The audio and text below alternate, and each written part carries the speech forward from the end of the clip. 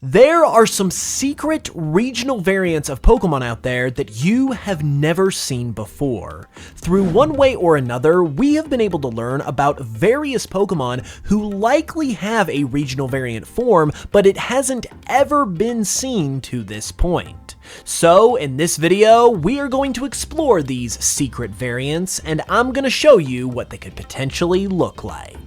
Starting off with the classic, we have Corphish and Crawdaunt up first. It's long been known that these two Hoenn Pokemon aren't actually from Hoenn, as it states in one of Corphish's Pokedex entries that they were imported into Hoenn as pets. To this point, Corphish and Crawdaunt's original home region has never been specified, but wherever it is very likely that these Pokemon would have a regional variant form in that region, especially considering that Crawdaunt has seemingly already adapted to Hoenn by mimicking the appearance of Sharpedo. So with all of that in play, this is what those elusive regional variants of these Pokemon could look like. These particular interpretations are water-fire types, and the reason for that is another callback to these Pokemon's dex entries. Corphish's dex entries talk about how it is extremely hardy and can live in any environment, so these variants take that idea to the extreme by placing these Pokemon in a volcanic environment, which caused them to adapt into fire types.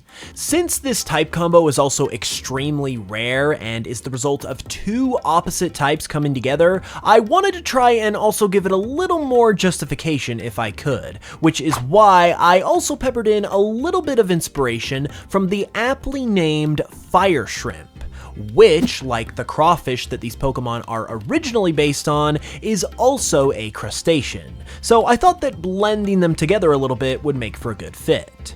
And speaking of crustaceans, I also thought that these Pokemon could get a new signature move as well, called something along the lines of Boil Bash or Boil Claw, that would inflict damage and then also have a 20% chance to flinch or burn the opponent.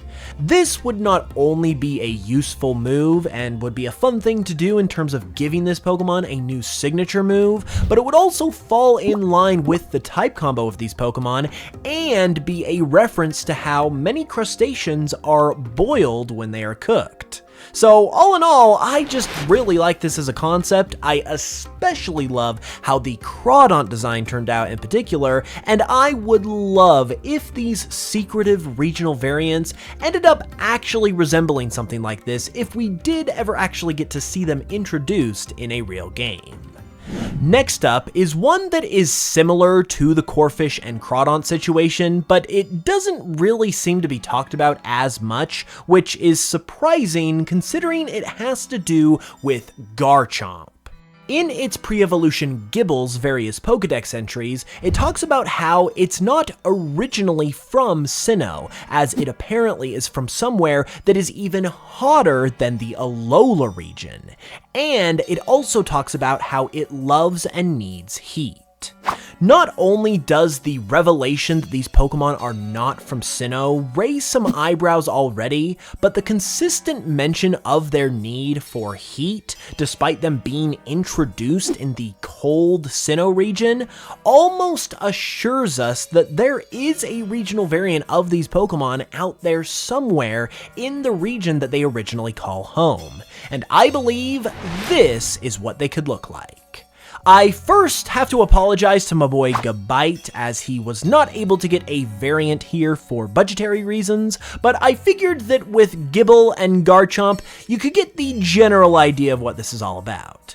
In this form, these Pokemon are dragon fire types, and they become so because of that aforementioned love of heat.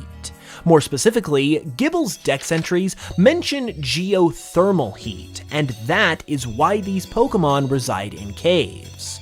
To me, this just screams how these Pokemon would have actually adapted into the forms that we see them in today from what are actually their original, secret, possibly fire-type regional variant forms.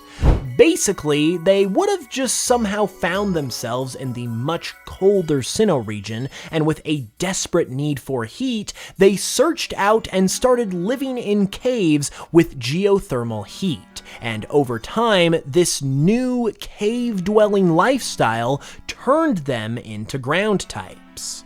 This kind of info not only tells me that it's very likely that these Pokemon do in fact have regional variants out there somewhere, but also that there is a legitimate chance that they could also be part fire type as well. So in my opinion, this rendition of them is a little more than just a simple interpretation or guess.